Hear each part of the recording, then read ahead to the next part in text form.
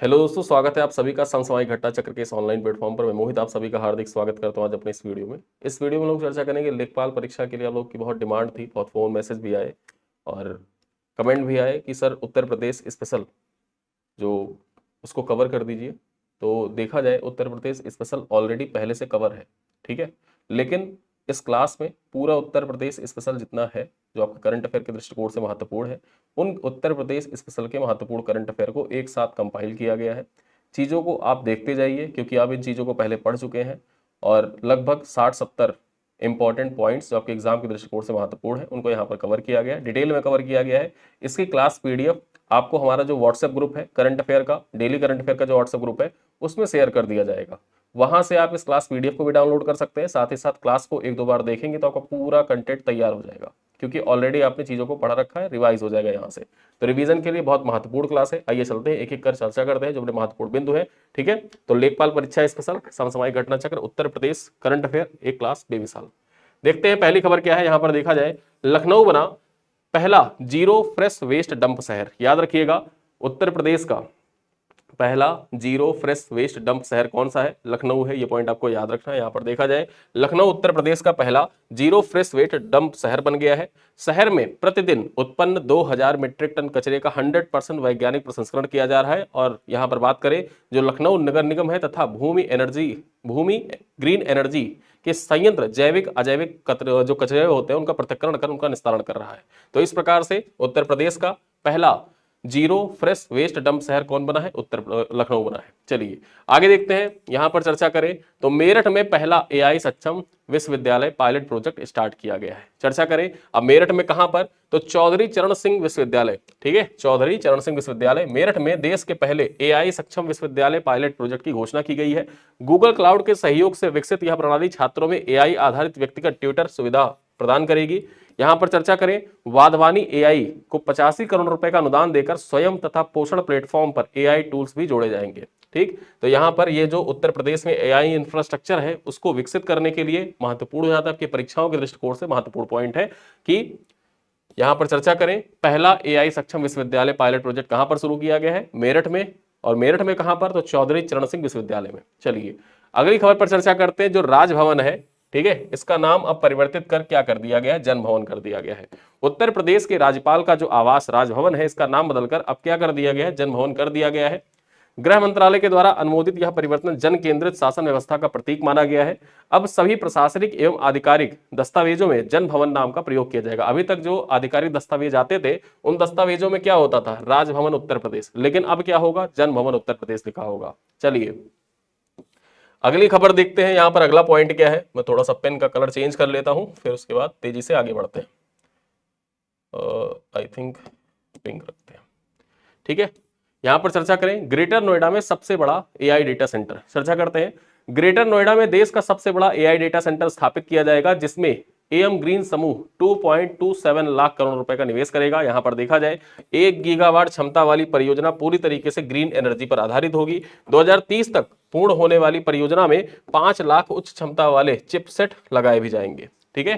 तो इस प्रकार से याद रखिएगा कि सबसे बड़ा एआई डेटा सेंटर कहां पर स्थापित किया जाएगा? ये ग्रेटर नोएडा में स्थापित किया जाएगा। चलिए आगे देखते हैं। निर्यात तैयारी सूचकांक 2024 के बारे में चर्चा कर लेते हैं। तो नीति आयोग के द्वारा जारी किया जाता है। सबसे पहले ये जान लो कि जो निर्यात तैयारी सूचकांक है, ठीक है, ये किसके द्वारा जारी किया जाता है? तो नीति आयोग के द्वारा जारी किया जाता है। और यहां पर हम यूपी स्पेशल की बात करते हैं तो उत्तर प्रदेश का कौन सा स्थान है? यहां पर देखें तो नीति आयोग के द्वारा जो निर्यात तैयारी सूचकांक 2024 था, देश भर में उत्तर प्रदेश का चौथा स्थान था। कौन सा? उत्तर प्रदेश का चौथा स्थान है। यहां पर देखा जाए जो लैंडलॉक्ड राज्य होते हैं उस कैटेगरी में बात करें तो उत्तर प्रदेश का पहला स्थान है, ठीक है। साथ ही साथ यहां पर देखा जाए राज्य की सफलता में एक जिला एक उत्पाद योजना तथा बेहतर लॉजिस्टिक्स ने अहम भूमिका निभाई है। इसी कारण निर्यात तैयारी सूचकांक में जो उत्तर प्रदेश है पूरे भारत में इसका चौथा स्थान आया है। अगली खबर पर चर्चा करें स्टार्टअप्स इकोसिस्टम रैंकिंग के बारे में। यहां पर देखा जाए उद्योग एवं आंतरिक व्यापार संवर्धन विभाग जो डीपीआईआईटी है इसके द्वारा जारी किया जाता है, ठीक। अब यहां पर दोनों जो रैंक है मतलब सूचकांक है, इस रैंकिंग को किसके द्वारा जारी किया जाता है? जरूर याद रखना, निर्यात तैयारी सूचकांक नीति आयोग के द्वारा, स्टार्टअप इकोसिस्टम रैंकिंग किसके द्वारा? डीपीआईआईटी के द्वारा जारी किया जाता है, ठीक है। डीपीआईआईटी की स्टार्टअप इकोसिस्टम रैंकिंग में उत्तर प्रदेश टॉप परफॉर्मर श्रेणी में रखा गया है। कौन सी कैटेगरी में? टॉप परफॉर्मर श्रेणी में रखा गया है। राज्यों का जो मूल्यांकन है 6 सुधार क्षेत्रों और 9 कार्य बिंदुओं के आधार पर किया गया है। ठीक, देखा जाए गुजरात लगातार 5वीं बार बेस्ट परफॉर्मर बना, जबकि उत्तर प्रदेश स्टार्टअप नीतियों के कारण देखा जाए उभर कर सामने आया है। जो उत्तर प्रदेश की नई स्टार्टअप नीतियां हैं, उन स्टार्टअप नीतियों के कारण देखा जाए स्टार्टअप इकोसिस्टम रैंकिंग में उत्तर प्रदेश को टॉप परफॉर्मेंस कैटेगरी में रखा गया है। चलिए आगे देखते हैं पार्वती अर्गा पक्षी अभ्यारण्य के बारे में। यहां पर देखा जाए गोंडा स्थित, जो गोंडा जिला है वहीं पर स्थित है पार्वती अर्गा पक्षी अभ्यारण्य, इसको इको सेंसिटिव जोन घोषित कर दिया गया है। ठीक है, इसको इको सेंसिटिव जोन घोषित किया गया है। साथ ही साथ याद रखिएगा जो पार्वती अर्गा पक्षी अभ्यारण्य है ये आर्द्रभूमि क्षेत्र भी है। यहां पर देखा जाए ये आर्द्रभूमि क्षेत्र है।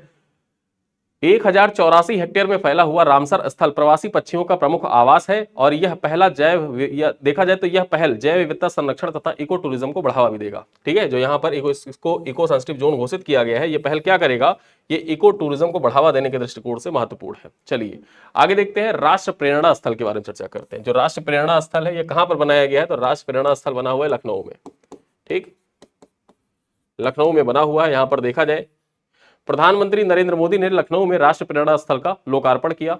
चर्चा करें 65 एकड़ में विकसित यह स्थल पहले लैंडफिल क्षेत्र था। लैंडफिल का मतलब क्या होता है कि जहां पर राष्ट्र प्रेरणा स्थल बना हुआ है वहां पर पहले पूरे शहर का कचरा जो होता था वो इकट्ठा किया जाता, डंप किया जाता था, लेकिन अब वहां पर देखा जाए राष्ट्र प्रेरणा स्थल बनाया गया है और इस राष्ट्र प्रेरणा स्थल में देखा जाए टोटल 65 एकड़ में फैला हुआ है और इसमें अटल बिहारी वाजपेयी, श्यामा प्रसाद मुखर्जी और दीनदयाल उपाध्याय की 65 फीट ऊंची प्रतिमा, ठीक है, कितनी 65 फीट ऊंची प्रतिमा यहां पर स्थापित की गई है। ठीक है, तो ये याद रखना है अटल बिहारी वाजपेयी, ठीक, साथ साथ में देखा जाए श्यामा प्रसाद मुखर्जी और दीनदयाल उपाध्याय की प्रतिमा स्थापित की गई है।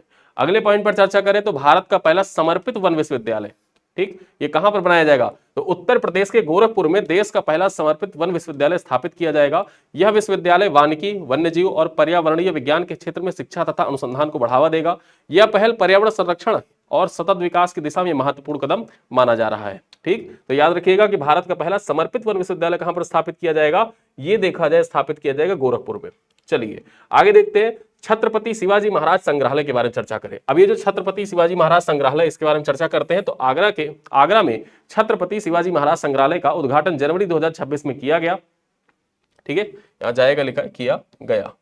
चलिए देखते हैं संग्रहालय में Shivaji and the great escape gallery जो 7D तकनीक पर आधारित है। 7D तकनीक का मतलब क्या कि उस तकनीकी में मतलब जो संग्रहालय में आप बैठेंगे तो इस तरीके से आपको चीजें विजुलाइज होंगी, जैसे लगेगा कि सारी घटनाएं आपके सामने घटित हो रही हैं। ठीक है, यहां पर देखा जाए 1857 के स्वतंत्रता संग्राम से जुड़ी रानी लक्ष्मीबाई, नाना साहब तथा तात्या टोपे की झलक भी प्रदर्शित होगी। आगे चर्चा करते हैं यक्ष ऐप के बारे में। जो यक्ष ऐप है यहां पर देखा जाए उत्तर प्रदेश पुलिस के द्वारा विकसित किया गया है। यक्ष ऐप किसके द्वारा विकसित किया गया है, उत्तर प्रदेश पुलिस के द्वारा विकसित एक उन्नत डिजिटल निगरानी प्रणाली है जो पुलिस कर्मियों की रियल टाइम मॉनिटरिंग करता है। क्या करता है ये यक्ष ऐप, ये पुलिस कर्मी जो है उनकी निगरानी करता है। ठीक है, देखा जाए तो इसमें एआई आधारित फेस रिकॉग्निशन तकनीकी है, क्राइम जीपीटी और मल्टी लैंग्वेज वॉइस मैचिंग जैसी सुविधाएं तकनीकें इसमें सम्मिलित की गई हैं। यह ऐप जो बीट सिपाही है वहां से लेकर थानेदार तक की डेटा फीडिंग और जवाबदेही सुनिश्चित कर पुलिसिंग को और अधिक पारदर्शी तथा प्रभावी बनाता है। और इसी दृष्टिकोण से देखा जाए ये यक्ष ऐप आपकी परीक्षा के दृष्टिकोण से महत्वपूर्ण हो जाता है। ये आपकी आगे जो यूपी पुलिस की परीक्षा होगी उस दृष्टिकोण से भी महत्वपूर्ण है। चलिए आगे देखते हैं 86वां अखिल भारतीय पीठासीन अधिकारी सम्मेलन के बारे में चर्चा कर लेते हैं। जो 86वां अखिल भारतीय पीठासीन अधिकारी सम्मेलन है यहां पर देखा जाए इसका आयोजन कब किया गया था, तो 9 से 21 जनवरी 2026 के बीच में लखनऊ में 86वां अखिल भारतीय पीठासीन अधिकारी सम्मेलन आयोजित किया गया था उत्तर प्रदेश की विधानसभा की मेजबानी में। यानी उत्तर प्रदेश की विधानसभा की मेजबानी में 19 से 21 जनवरी 2026 के बीच में लखनऊ में 86वां अखिल भारतीय पीठासीन अधिकारी सम्मेलन आयोजित किया गया था। सम्मेलन का उद्घाटन लोकसभा अध्यक्ष ओम बिरला ने किया था, जबकि मुख्यमंत्री योगी आदित्यनाथ की विशेष उपस्थिति रही थी। साथ ही साथ देखा जाए जो समापन यहां पर समापन संबोधन था वो किसके द्वारा दिया गया था, आनंदीबेन पटेल के द्वारा दिया गया था। खास बात यह हो जाता है जो 85वां अखिल भारतीय पीठासीन अधिकारी सम्मेलन था ये कहां पर आयोजित किया गया था। ठीक है, तो इसका आयोजन किया गया था पटना में।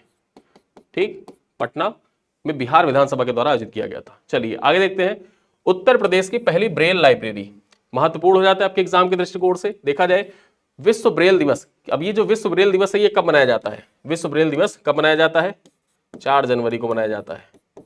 ठीक है, लुई ब्रेल की जयंती होती है। इसी अवसर पर देखा जाए लुई ब्रेल ने ब्रेल लिपि की खोज की थी। लुई ब्रेल जो थे वो बचपन से ही जन्मांध नहीं थे, ठीक है, उनकी आंखों की रोशनी धीरे धीरे चली गई थी, तो वो पढ़े लिखे थे, तो उन्होंने एक ऐसी लिपि का आविष्कार किया जो देखा जाए जो दृष्टिहीन है उनके लिए बहुत महत्वपूर्ण हो जाती है, उनके पढ़ने लिखने में बहुत सहायक हो जाती है, ठीक है। और देखा जाए तो विश्व ब्रेल दिवस के अवसर पर लखनऊ स्थित doctor Shakuntala Mishra national rehabilitation university में प्रदेश की पहली ब्रेल लाइब्रेरी शुरू की गई है, ठीक है।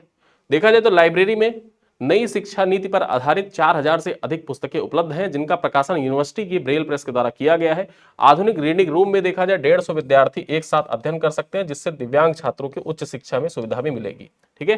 तो जो दिव्यांग छात्र हैं उनको उच्च शिक्षा मिल सके, इस दृष्टिकोण से ये ब्रेल लिपि आपके परीक्षा के दृष्टिकोण से ब्रेल लाइब्रेरी महत्वपूर्ण हो जाती है। चलिए आगे देखते हैं 72वीं सीनियर राष्ट्रीय वॉलीबॉल चैंपियनशिप के बारे में चर्चा करें। यहां पर देखा जाए वाराणसी ने 4 से 11 जनवरी 2026 तक 72वीं सीनियर राष्ट्रीय वॉलीबॉल चैंपियनशिप का आयोजन किया। महिला वर्ग में केरल ने भारतीय रेलवे को हराकर खिताब अपने नाम किया, जबकि पुरुष वर्ग में देखा जाए तो भारतीय रेलवे जो थी वो विजेता रही, ठीक है। तो याद रखना है आपको कि महिला वर्ग में विजेता कौन, केरल, जबकि पुरुष वर्ग में विजेता कौन, तो भारतीय रेलवे रही।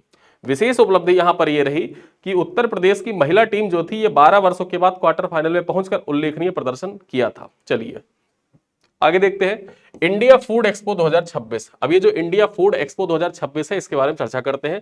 कहां पर इसका आयोजन किया गया था, लखनऊ में इसका आयोजन किया गया था। महत्वपूर्ण हो जाता है इंडिया फूड एक्सपो कहां पर आयोजित किया गया, लखनऊ में। कब से कब तक, 16 से लेकर 18 जनवरी 2026 तक इंडिया फूड एक्सपो के 10वें संस्करण का आयोजन किया गया। देखा जाए तो इस प्रदर्शनी का उद्घाटन उप मुख्यमंत्री केशव प्रसाद मौर्य के द्वारा किया गया था। एक्सपो खाद्य प्रसंस्करण, एमएसएमई, स्टार्टअप्स और कृषि खाद्य उद्योग को नई तकनीकी एवं बाजारों से जोड़ने पर केंद्रित रहा था, ठीक है। तो याद रखिएगा इतना पॉइंट आपके एग्जाम के दृष्टिकोण से महत्वपूर्ण है। आगे देखते हैं वाराणसी में पहला खादी प्लाजा, ठीक है। जो खादी प्लाजा है उत्तर प्रदेश में पहला खादी प्लाजा कहां पर स्थापित किया गया, वाराणसी में स्थापित किया गया था। देखा जाए तो खादी फॉर नेशन पहल के तहत वाराणसी में उत्तर प्रदेश का पहला खादी प्लाजा स्थापित किया जाएगा, ठीक है, किया जाएगा। देखा जाए ये प्लाजा लगभग 3600 वर्ग फुट क्षेत्र में विकसित होगा, जहां विभिन्न राज्यों के खादी एवं ग्रामोद्योग उत्पाद उपलब्ध होंगे। परियोजना का उद्देश्य खादी की वैश्विक बिक्री को बढ़ाना है, साथ ही साथ जो स्थानीय कारीगर है उनको आर्थिक लाभ पहुंचाना है। चलिए आगे देखते हैं इंडस फूड 2026। अब इंडस फूड 2026 के बारे में चर्चा करें। इसका आयोजन कहां पर किया गया, ग्रेटर नोएडा में 8 जनवरी 2026 को इंडस फूड 2026 वैश्विक खाद्य एवं पेय प्रदर्शनी का आयोजन किया गया। देखा जाए तो trade promotion council of India TPCI के द्वारा आयोजित इस कार्यक्रम का उद्घाटन केंद्रीय मंत्री चिराग पासवान के द्वारा किया गया है। कार्यक्रम का मुख्य आकर्षण भारत यूएई खाद्य गलियारा रहा, जिसका मुख्य उद्देश्य खाद्य सुरक्षा और आपूर्ति श्रृंखला को मजबूत करना है। चलिए अगली खबर पर चर्चा करते हैं। यहां पर देखा जाए उन्नाव डिफेंस इंडस्ट्रियल कॉरिडोर के बारे में चर्चा करें। अब ये डिफेंस इंडस्ट्रियल कॉरिडोर जो होता है ये आपके परीक्षा में पूछा भी जा चुका है। इवन यूपी पीसीएस 2023 की मुख्य परीक्षा में सवाल पूछ लिया था डिफेंस इंडस्ट्रियल कॉरिडोर के बारे में। तो यहां पर देखा जाए जो उन्नाव डिफेंस इंडस्ट्रियल कॉरिडोर है ये चर्चा में है, इसके बारे में चर्चा करें। उत्तर प्रदेश सरकार ने उन्नाव में 230 हेक्टेयर क्षेत्र में डिफेंस इंडस्ट्रियल कॉरिडोर की स्थापना को मंजूरी प्रदान की है। यह परियोजना आत्मनिर्भर भारत के लक्ष्य के तहत आधुनिक रक्षा विनिर्माण को बढ़ावा देगी। कॉरिडोर में लगभग 15,000 प्रत्यक्ष और अप्रत्यक्ष रोजगार सृजित होने की संभावना भी व्यक्त की गई है, ठीक है। तो यहां पर महत्वपूर्ण हो जाता है कहां पर, उन्नाव में 230 हेक्टेयर पे विकसित किया जाएगा। चलिए आगे देखते हैं 4 एजुकेशनल टाउनशिप विकसित होंगी। अब ये जो उत्तर प्रदेश में 4 एजुकेशनल टाउनशिप विकसित होंगी, ये कहां पर इनको विकसित किया जाएगा, लखनऊ, प्रयागराज, कानपुर और वाराणसी। अब इसको याद कैसे रख सकते हैं, याद ऐसे रख सकते हैं कि उत्तर प्रदेश में प्रिपरेशन करने वाला जो छात्र होता है वो कौन से 4 शहर उत्तर प्रदेश में ऐसे हैं जहां पर सबसे ज्यादा जाता है, या तो वो बीएचयू जाएगा, या तो इलाहाबाद विश्वविद्यालय आएगा, या फिर लखनऊ विश्वविद्यालय जाएगा, और या फिर कानपुर विश्वविद्यालय जाएगा, ठीक है। और जो ये चारों शहर हैं कोचिंग इंस्टीट्यूट भी यहीं पर है। तो अगर वो शिक्षा प्राप्त करने के साथ साथ कोचिंग करना चाहता है, सेल की तैयारी करना चाहता है, घर बैठे, अब तो सुविधाएं ऐसी हो गई कि घर बैठे सारी चीजें मिल जाती हैं, ठीक है। स्वास्थ्य स्वाध्याय चीजें उपलब्ध है। लेकिन जब वो किसी शहर जाता है तो वो किन शहरों को प्रेफर करता है, यही 4 शहर है। और इसी वजह से देखा जाए इन 4 शहरों में एजुकेशनल टाउनशिप विकसित की जाएंगी, ठीक है। यहां पर देखा जाए इस टाउनशिप की विशेषता क्या होगी कि स्कूल, कॉलेज, कोचिंग संस्थान एक ही परिसर में होंगे, आधुनिक इंफ्रास्ट्रक्चर और ग्रीन कैंपस होगा, hostel, library, sports complex, innovation centre यहां पर स्थापित किया जाएगा, डिजिटल लर्निंग तथा स्मार्ट क्लास की सुविधाएं भी उपलब्ध कराई जाएंगी। देखा जाए तो उत्तर प्रदेश सरकार के द्वारा लखनऊ, प्रयागराज, कानपुर, वाराणसी में 4 एजुकेशनल टाउनशिप का विकास किया जाएगा। प्रत्येक टाउनशिप 100 से 150 एकड़ क्षेत्र में विकसित होगा, जहां स्कूल, कॉलेज और कोचिंग संस्थान एक ही परिसर में स्थापित किया जाएगा। एजुकेशन सिटी मॉडल आधारित इस योजना का उद्देश्य छात्रों को विश्वसनीय शैक्षणिक सुविधाएं उपलब्ध कराना है। ठीक है, चलिए आगे देखते हैं। जो डॉल्फिन प्रोजेक्ट है, इसका फेज 2 स्टार्ट किया गया था 17 जनवरी 2026 को। ठीक है, कहां से? बिजनौर से। डॉल्फिन प्रोजेक्ट फेज 2 के तहत व्यापक सर्वेक्षण शुरू किया गया था। ठीक, अब यहां पर देखा जाए इस परियोजना का उद्देश्य क्या था? सिंधु और इरावदी डॉल्फिन, जो सिंधु और इरावदी डॉल्फिन है उनकी संख्या का आकलन करना, उनकी समक्ष जो चुनौती है उनका अध्ययन करना। यहां पर देखा जाए दूसरे चरण में ब्रह्मपुत्र, सुंदरबन, गंगा की सहायक नदियों को भी शामिल किया जाएगा। ठीक, तो पहले चरण में देखा जाए कहां से स्टार्ट हुआ था? ये जो फेज 2 है, फेज 2 स्टार्ट हुआ था बिजनौर से। कब स्टार्ट हुआ था? 17 जनवरी को। मुख्य उद्देश्य क्या था? सिंधु और इरावदी नदी जो है, सिंधु और इरावदी नदी डॉल्फिन, उनकी जो संख्या है, उनकी संख्या को आकलन किया जाए, साथ ही साथ उनके समक्ष जो चुनौतियां हैं, उनकी चुनौतियों को समझा जाए और उसका रिपोर्ट प्रकाशित किया जाए। चलिए आगे देखते हैं। उत्तर प्रदेश शिक्षा सेवा चयन आयोग के बारे में चर्चा कर लेते हैं। यहां पर देखा जाए उत्तर प्रदेश के पूर्व डीजीपी प्रशांत कुमार को उत्तर प्रदेश शिक्षा सेवा चयन आयोग का नया अध्यक्ष नियुक्त किया गया है। देखा जाए तो यह नियुक्ति प्रोफेसर कीर्ति पांडे के इस्तीफे के बाद हुई थी। चर्चा करें तो आयोग शिक्षा के क्षेत्र में भर्ती प्रक्रियाओं के संचालन हेतु महत्वपूर्ण संवैधानिक निकाय है। आगे चर्चा करते हैं। लखनऊ बना क्रिएटिव सिटी ऑफ गैस्ट्रोनॉमी। ठीक है, लखनऊ को क्रिएटिव सिटी ऑफ गैस्ट्रोनॉमी में शामिल किया गया है। देखा जाए यूनेस्को ने लखनऊ को क्रिएटिव सिटी ऑफ गैस्ट्रोनॉमी के रूप में मान्यता प्रदान की है। यह घोषणा उज्बेकिस्तान के समरकंद में आयोजित यूनेस्को महासम्मेलन में किया गया था। यह सम्मान लखनऊ की प्रसिद्ध अवधी पाक कला और समृद्ध खान पान संस्कृति को वैश्विक पहचान के रूप में दर्शाता भी है। ठीक, आगे चर्चा करें। 3 नई एयरलाइंस को मंजूरी प्रदान की गई है। अब यहां पर देखा जाए केंद्र सरकार के द्वारा संघ एयरलाइन, अल हिंद एयरलाइन और फ्लाई एक्सप्रेस को मंजूरी प्रदान की गई है। महत्वपूर्ण यहां पर यह हो जाता है कि जो ये संघ एयरलाइन है, संघ एयरलाइन, ये उत्तर प्रदेश से संबंधित है। इसी वजह से इसका पॉइंट आपके दृष्टिकोण से एग्जाम के महत्वपूर्ण हो जाता है। यहां पर देखा जाए इनका संचालन जो है 2026 की पहली तिमाही से शुरू हो जाएगी। ठीक, चलिए आगे देखते हैं। अगली खबर क्या है? माघ मेले का जो लोगो था, आधिकारिक लोगो, उसमें देखा जाए क्या क्या चीजें, अभी देखा जाए हाल ही में जो सिंहस्थ महाकुंभ 2027 में आयोजित किया जाएगा, उसका जो आधिकारिक लोगो है वो लॉन्च किया गया है। और माघ मेला से संबंधित सवाल आपकी परीक्षा में पूछा जा सकता है लेखपाल में। इस वजह से देखा जाए इस पॉइंट को याद रखिएगा कि इस लोगो में, जो माघ मेले का लोगो था उत्तर प्रदेश प्रयागराज में आयोजित किया गया था, उसमें अक्षयवट, सूर्य चंद्रमा की 14 कलाएं, ठीक है, और साथ ही साथ जो माघ स्नान का श्लोक था ये सम्मिलित था। ठीक है, और यहां पर देखा जाए यह लोगो माघ मेला के धार्मिक, सांस्कृतिक और खगोलीय महत्व को दर्शाता भी है। चलिए आगे देखते हैं। पहला हाइड्रोजन ईंधन सेल जलयान के बारे में चर्चा करें। देखा जाए वाराणसी के नमो घाट पर देश के पहले हाइड्रोजन ईंधन सेल जलयान का लोकार्पण किया गया। केंद्रीय मंत्री सर्बानंद सोनोवाल ने इसका उद्घाटन किया। यहां पर देखा जाए 50 यात्रियों की क्षमता वाला यह पर्यावरण अनुकूल जलयान नमो घाट के रविदास घाट पर संचालित किया जाएगा। नमो घाट से रविदास घाट के बीच में संचालित किया जाएगा। तो याद रखिएगा पहला हाइड्रोजन ईंधन सेल जलयान का जो संचालन है ये कहां पर किया जा रहा है? तो ये वाराणसी में किया जा रहा है। चलिए आगे देखते हैं। रानी हो स्मारक का अनावरण। अभी जो रानी हो स्मारक है इसका अनावरण कहां पर किया गया? ये महत्वपूर्ण हो जाता है। सीधे सीधे पॉइंट आपके एग्जाम में पूछा जा सकता है। अयोध्या में इसका अनावरण किया गया। 12 फीट ऊंची कांस्य प्रतिमा का अनावरण किया गया। 21 करोड़ रुपए की लागत से निर्मित क्वीन हो मेमोरियल पार्क भारत दक्षिण कोरिया संबंधों का प्रतीक है। पार्क में किंग पवेलियन, क्वीन पवेलियन तथा प्रतीकात्मक गोल्डन एग स्थापित किया गया है। ठीक है, चलिए आगे देखते हैं। न्यायिक कार्रवाई में एआई उपयोग करने वाला पहला जिला उत्तर प्रदेश का कौन है? तो संभल जिला जो है ये उत्तर प्रदेश का पहला जिला बन गया है जहां पर न्यायिक कार्रवाई जो है उसमें आर्टिफिशियल इंटेलिजेंस का प्रयोग किया जा रहा है। ठीक है, चंदौसी स्थित जिला न्यायालय में ट्रांसक्रिप्शन आधारित एआई टूल्स से जामा मस्जिद, हरिहर मंदिर हिंसा संबंधी जो मामला था उसकी सुनवाई की गई थी। इससे गवाही दर्ज करने की प्रक्रिया अधिक सटीक, पारदर्शी और समयबद्ध बनेगी। ठीक है, चलिए आगे देखते हैं। मोस्ट प्रोएक्टिव स्टेट पुरस्कार। यहां पर देखा जाए उत्तर प्रदेश को आरसीएस उड़ान योजना के अंतर्गत, यानी कि जो उड़े देश का आम नागरिक योजना थी, ठीक है, उसके अंतर्गत देखा जाए गैर प्राथमिकता श्रेणी के अंतर्गत मोस्ट प्रोएक्टिव स्टेट का राष्ट्रीय पुरस्कार प्रदान किया गया है। देखा जाए तो यह सम्मान छोटे शहरों को बेहतर हवाई कनेक्टिविटी से जोड़ने और सक्रिय नागरिक उड़ान नीतियों के लिए प्रदान किया जाता है। राज्य में हवाई यात्रियों की संख्या 2016 में देखा जाए तो 59.97 लाख से बढ़कर कितना हो गया 2025 में? 1.55 करोड़, यानी कि 1 करोड़ 55 लाख हो गया है। ठीक, चलिए आगे देखते हैं।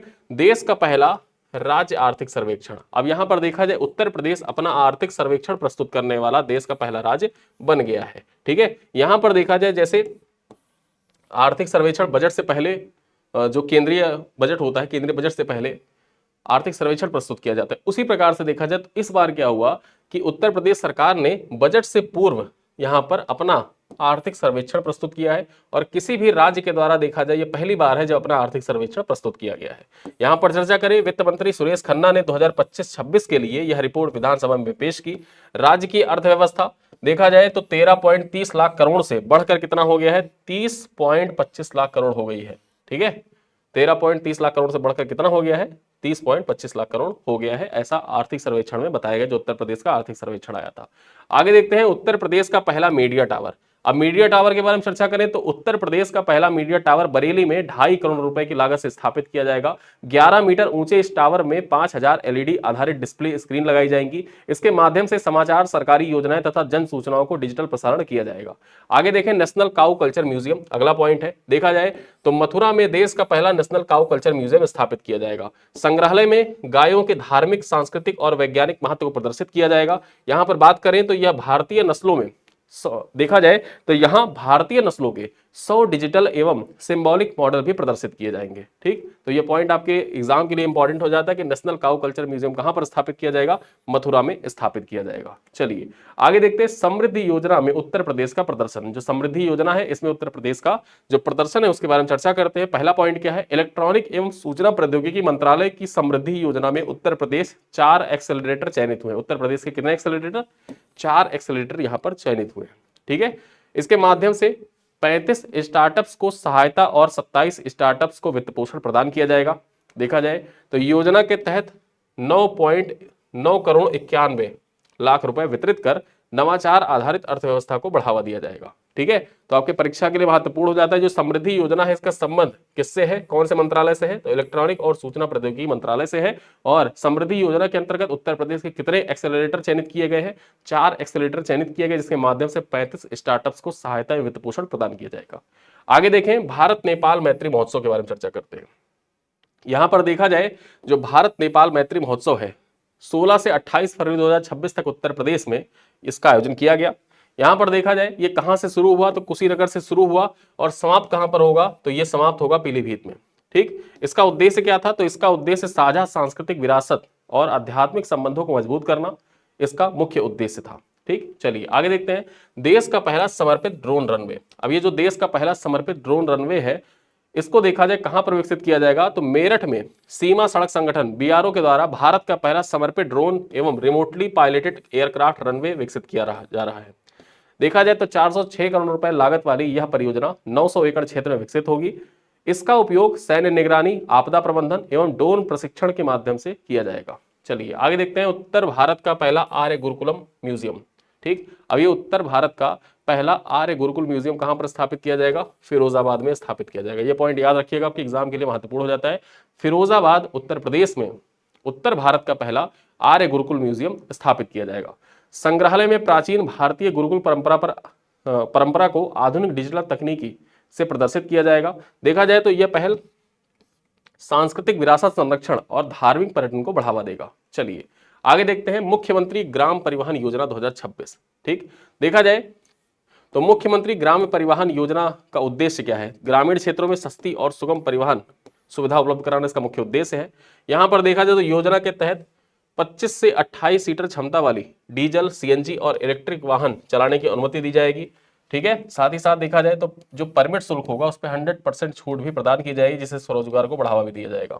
ठीक, चलिए आगे देखते हैं अगली खबर क्या है, रेसिपी आधारित पुष्टाहार व्यवस्था के बारे में चर्चा करें। यहां पर देखा जाए उत्तर प्रदेश, ठीक, उत्तर प्रदेश रेसिपी आधारित अनुपूरक पुष्टाहार व्यवस्था लागू करने वाला देश का पहला राज्य बनेगा। अप्रैल 2026 से आंगनवाड़ी केंद्रों में बच्चों और गर्भवती महिलाओं को पौष्टिक उपलब्ध कराया जाएगा। यहां पर देखा जाए पारदर्शिता हेतु फेस रिकॉग्निशन सिस्टम भी उत्तर प्रदेश में लागू किया गया है। ठीक, तो याद रखिएगा रेसिपी आधारित पुष्टाहार व्यवस्था लागू करने वाला पहला राज्य कौन है, उत्तर प्रदेश है। आगे देखें अंडों पर एक्सपायरी डेट जो है ये अनिवार्य कर दी गई थी, हालांकि अब इस पर रोक लगा दी गई है। ठीक है, लेकिन 1 अप्रैल 2026 से कहा गया था कि जो अंडे होते हैं प्रत्येक अंडे पर एक्सपायरी डेट लिखी जाए। पहले क्या था कि जो अंडे की ट्रे होती है, अंडे की ट्रे पे एक्सपायरी डेट लिखी होती थी, लेकिन दुकान वाले करते क्या था कि उस ट्रे को बदल देते थे, ठीक, जो पुराने अंडे उनको चला देते थे। तो इस पर देखा जाए सरकार के द्वारा निर्णय लिया गया कि अब प्रत्येक अंडे का जो अंडे होते हैं उनके जो छिलके होते हैं, छिलके पर देखा जाए तो स्टैंप लगा होगा, ठीक। तो यहाँ पर देखा जाए ये 1 अप्रैल 2026 से इसको लागू होना था, हालांकि देखा जाए अभी तक ये लागू नहीं हो पाया है। आगे चर्चा करें क्लीन एयर मैनेजमेंट प्रोग्राम के बारे में। विश्व बैंक ने उत्तर प्रदेश में क्लीन एयर मैनेजमेंट प्रोग्राम हेतु 299.66 मिलियन डॉलर ऋण की स्वीकृति की है। कार्यक्रम के तहत ई बस, यहां पर देखा जाए ई 3 व्हीलर तथा स्वच्छ तकनीकों को बढ़ावा दिया जाएगा। साथ ही साथ 200 नए वायु गुणवत्ता मॉनिटरिंग स्टेशन भी स्थापित किए जाएंगे, ठीक। अगली खबर क्या है, नोएडा इंटरनेशनल एयरपोर्ट को यहां पर देखा जाए तो डीजीसीआई के द्वारा एरोड्रोम लाइसेंस प्रदान कर दिया गया है। यहां पर खबर क्या है, नोएडा इंटरनेशनल एयरपोर्ट जो जेवर में स्थित है, इसको डीजीसीआई के द्वारा एरोड्रोम लाइसेंस प्रदान किया गया है। एयरपोर्ट में देखा जाए तो 3,900 मीटर लंबा रनवे है और ये 24x7 संचालन सुविधा हेतु उपलब्ध होगी। पहले चरण में इसकी जो क्षमता है यहाँ पर यात्रियों की, ये कितनी होगी, 1 करोड़ 2 लाख, ठीक है, 1 करोड़ 2 लाख यात्री यहाँ पर प्रतिवर्ष यात्रा कर सकेंगे। चलिए आगे देखते हैं अगली खबर क्या है, जल जीवन मिशन 2.0 के बारे में चर्चा करें, ठीक। इस बोर्ड पे बहुत सारी चीजें लिखी हैं, मैं आपको एक चीज पहले क्लियर कर देता हूं, बहुत सारी चीजें लिखी हैं, लेकिन जितने पॉइंट्स मैं आपको बता रहा हूं आपके रिवीजन के लिए उतनी ही पॉइंट्स महत्वपूर्ण है, ठीक। देखते हैं यहां पर उत्तर प्रदेश में जल जीवन मिशन 2.0 के तहत रिफॉर्म लिंक्ड एमओयू पर हस्ताक्षर किया। उत्तर प्रदेश ने किसके लिए, जल जीवन मिशन 2.0 के लिए रिफॉर्म लिंक्ड एमओयू पर हस्ताक्षर किया है। इसका मुख्य उद्देश्य क्या है, तो ग्रामीण क्षेत्रों में सुरक्षित पेयजल और सतत जल प्रबंधन को सुनिश्चित करना इसका मुख्य उद्देश्य है। देखा जाए तो यह पहल जवाबदेह एवं पारदर्शिता जल सेवा वितरण प्रणाली को विकसित करेगा, ठीक। चलिए आगे देखते हैं प्रोजेक्ट गंगा ब्रॉडबैंड विस्तार। अब आपकी परीक्षा में पूछा जाएगा कि हाल ही में खबरों में रहा प्रोजेक्ट गंगा का संबंध किससे है। देखा जाए तो जो हाई स्पीड ब्रॉडबैंड कनेक्टिविटी है उससे इसका संबंध है प्रोजेक्ट गंगा का। तो उत्तर प्रदेश में प्रोजेक्ट गंगा के तहत हाई स्पीड ब्रॉडबैंड विस्तार हेतु एमओयू हस्ताक्षरित हुआ है। परियोजना के माध्यम से 20 लाख से अधिक घरों तक इंटरनेट सुविधा पहुंचाई जाएगी। इससे ई शिक्षा, टेलीमेडिसिन और ग्रामीण डिजिटल अर्थव्यवस्था को बढ़ावा मिलेगा। चलिए आगे देखते हैं, दिव्या सिंह का रिकॉर्ड है, दिव्या सिंह चर्चा में रही थी। इन्होंने जो एवरेस्ट बेस कैंप है वहां तक साइकिल से यात्रा की थी, ठीक है। उत्तर प्रदेश की Divya Singh Everest base camp तक साइकिल से पहुंचने वाली पहली भारतीय महिला बनी है। नाम इनका इंपॉर्टेंट हो जाता है। देखा जाए तो यह चुनौतीपूर्ण यात्रा 14 दिनों में उन्होंने पूरा किया था। साथ ही साथ यह उपलब्धि साहस, धैर्य और महिला खेल सशक्तिकरण के प्रतीक के रूप में माना जा रहा है, ठीक है। अगली खबर क्या है, गोरखपुर में सॉफ्टवेयर टेक्नोलॉजी पार्क स्थापित किया जाएगा। यहां पर देखा जाए गोरखपुर में software technology park of India के अंतर्गत नया टेक्नोलॉजी पार्क शुरू हुआ है। यह पार्क स्टार्टअप, एमएसएमई तथा आईटी कंपनियों को आधुनिक सुविधाएं प्रदान करेगा। इस परियोजना में राज्य को आईटी हब बनाने तथा रोजगार बढ़ाने में सहायता मिलेगी, ठीक है। इस परियोजना के माध्यम से होगा क्या कि जो रोजगार के नए अवसर है उनमें वृद्धि होगी। आगे चर्चा करें, निवेश मित्र 3.0 पोर्टल लॉन्च किया गया है। यहां पर देखा जाए 24 मार्च 2026 को निवेश मित्र 3.0 पोर्टल को लॉन्च किया गया है। पोर्टल में एआई आधारित चैटबॉट और रियल टाइम एसएमएस अलर्ट जैसी सुविधाएं सम्मिलित है। इसका उद्देश्य निवेश प्रक्रिया को सरल, पारदर्शी और तेज बनाना है, ठीक है। तो जो उत्तर प्रदेश में निवेश प्रक्रिया है उसको सरल, पारदर्शी और तेज बनाने के लिए कौन सा पोर्टल लॉन्च किया गया है, निवेश मित्र 3.0 पोर्टल लॉन्च किया गया है। आगे देखें, मोहसिन किदवई का निधन हो गया है। महत्वपूर्ण नाम हो जाता है, महत्वपूर्ण इसलिए हो जाता है क्योंकि ये मेरठ की पहली महिला सांसद रही हैं, ठीक है। मेरठ की पहली और एकमात्र महिला सांसद रही हैं मोहसिन किदवई। यहां पर देखा जाए पूर्व केंद्रीय मंत्री और वरिष्ठ कांग्रेस नेत्री मोहसिन किदवई का 8 अप्रैल 2026 को निधन हो गया। वे मेरठ लोकसभा क्षेत्र से 2 बार सांसद चुनी गई और मेरठ की पहली महिला सांसद रही हैं, ठीक है। उन्होंने स्वास्थ्य, पर्यटन, परिवहन मंत्रालय में महत्वपूर्ण जिम्मेदारियां भी संभाली है। आगे देखें जेम पोर्टल के बारे में। जेम पोर्टल से रिकॉर्ड खरीदारी। अब ये जो जेम पोर्टल है इसका पूर्ण रूप क्या होता है, परीक्षा में पूछा जा चुका है लेखपाल में, गवर्नमेंट ई मार्केट प्लेस। यहां पर देखा जाए उत्तर प्रदेश में जेम पोर्टल के माध्यम से 22,337 करोड़ रुपए की रिकॉर्ड खरीदारी की गई है। केंद्र सरकार ने उत्तर प्रदेश को मॉडल स्टेट घोषित कर इसकी पारदर्शी खरीद नीति की सराहना की है। साथ ही साथ देखा जाए तो इस पहल से एमएसएमई की भागीदारी और सरकारी खरीद में पारदर्शिता और बढ़ी है, ठीक। चलिए देखते हैं गोरखपुर का गिनीज वर्ल्ड रिकॉर्ड। अब किस लिए गिनीज वर्ल्ड रिकॉर्ड दर्ज हुआ है, देखते हैं। गोरखपुर ने एआई फॉर ऑल अभियान के तहत 7,64,187 ऑनलाइन पंजीकरण प्राप्त कर गिनीज वर्ल्ड रिकॉर्ड बनाया है, ठीक है। यह अभियान यहां पर देखा जाए टीसीएस फाउंडेशन और अन्य संस्थानों के सहयोग से चलाया गया था। बात करें तो इसका उद्देश्य युवाओं को एआई, साइबर सुरक्षा और डिजिटल साक्षरता के प्रति जागरूक करना था। और इसी वजह से देखा जाए तो यहाँ पर जो गोरखपुर है इसका नाम गिनीज वर्ल्ड रिकॉर्ड में दर्ज किया गया है मिशन एआई फॉर ऑल के लिए। चलिए आगे देखते हैं दिल्ली देहरादून इकोनॉमिक कॉरिडोर के बारे में। जो दिल्ली देहरादून इकोनॉमिक कॉरिडोर है इसके बारे में चर्चा करें। यहां पर देखा जाए प्रधानमंत्री नरेंद्र मोदी ने 12,000 करोड़ लागत वाले दिल्ली देहरादून इकोनॉमिक कॉरिडोर का उद्घाटन किया। 213 किलोमीटर लंबा 6 लेन हाई स्पीड मार्ग दिल्ली, उत्तर प्रदेश और उत्तराखंड को आपस में जोड़ेगा।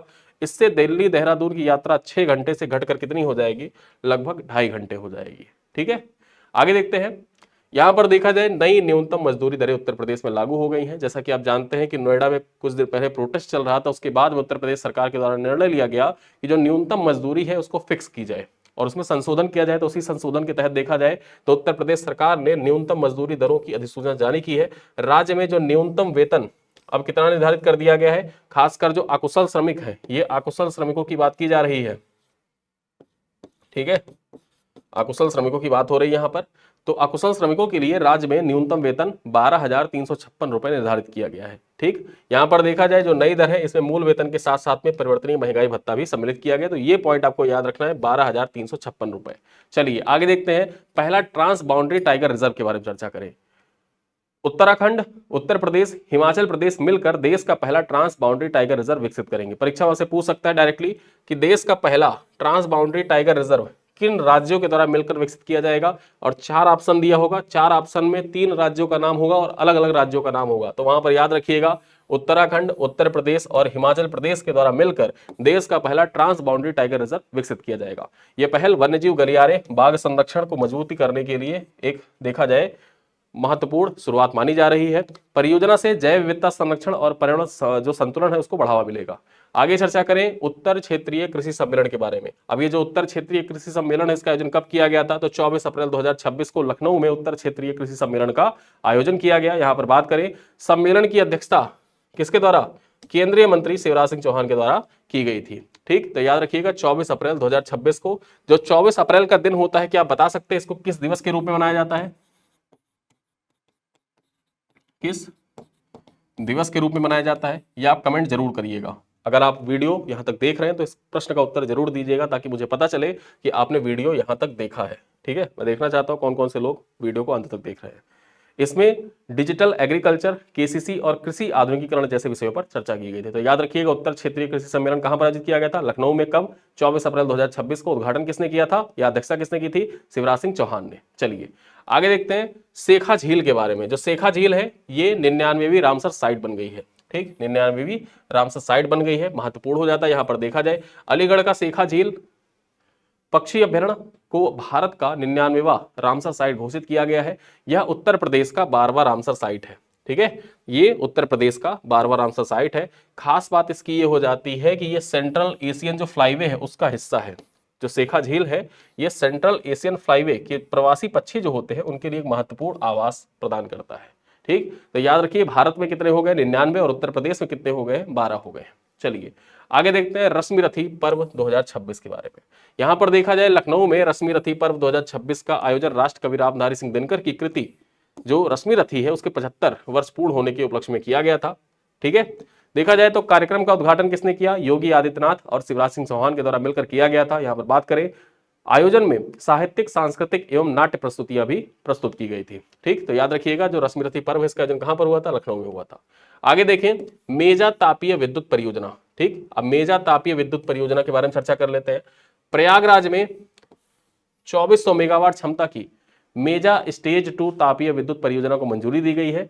इसके तहत देखा जाए परियोजना में लगभग 33,000 करोड़ रुपए का निवेश किया जाएगा तथा 800 मेगावाट की 3 इकाइयां स्थापित की जाएंगी। ठीक है, 800 मेगावाट की 3 इकाइयां स्थापित की जाएंगी। यहां पर देखा जाए यह परियोजना एनटीपीसी लिमिटेड और राज्य विद्युत उत्पादन निगम के द्वारा संयुक्त उपक्रम के रूप में विकसित किया जाएगा। इसको संयुक्त उपक्रम के रूप में विकसित किया जाएगा किसके किसके द्वारा, एनटीपीसी के द्वारा और राज्य विद्युत उत्पादन निगम के द्वारा।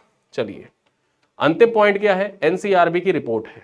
अब ये हमारे करंट अफेयर का देखा जाए तो इस क्लास की महत्वपूर्ण और अंतिम बात है, यहां पर तथ्य है। चर्चा करते हैं एनसीआरबी की रिपोर्ट भी देख लेते हैं। एनसीआरबी की जो रिपोर्ट है 2024 की जारी हुई है। इसके अनुसार उत्तर प्रदेश कुल अपराध के मामले में देश में कौन से स्थान पर है?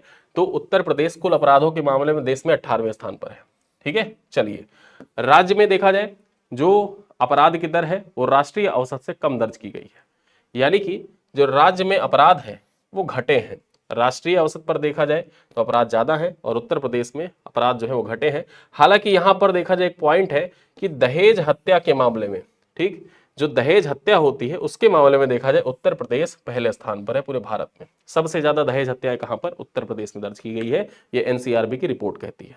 ठीक, तो इस तरीके से अपने इस क्लास में हमने बहुत से पॉइंट्स को देखा और एक अंतिम पॉइंट भी देखते हैं, लिथियम आयन बैटरी रिसाइकलिंग सुविधा के बारे में। देखा जाए तो ये बुलंदशहर के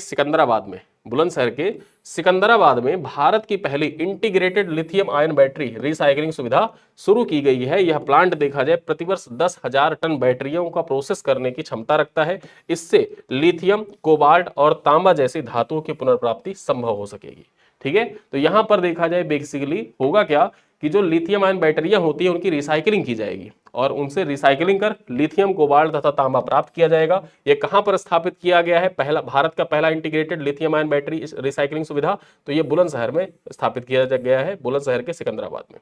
ठीक, तो ये सारे पॉइंट्स आपके परीक्षा के दृष्टिकोण से महत्वपूर्ण है। ना सिर्फ ये लेखपाल की परीक्षा के लिए इंपॉर्टेंट है, इवन ये यूपी पीसीएस मुख्य परीक्षा, प्रीलिम्स परीक्षा, आपकी लोअर पीसीएस की परीक्षा, एचईओ की परीक्षा, जहां भी उत्तर प्रदेश के करंट अफेयर पूछे जाते हैं, ठीक है, पुलिस की परीक्षा से लेकर और पीसीएस मुख्य परीक्षा तक के इंटरव्यू तक के जितने पॉइंट्स बन सकते हैं सारी चीजें यहां पर कवर की गई हैं। आपके एग्जाम के दृष्टिकोण से बेहद महत्वपूर्ण पॉइंट्स है।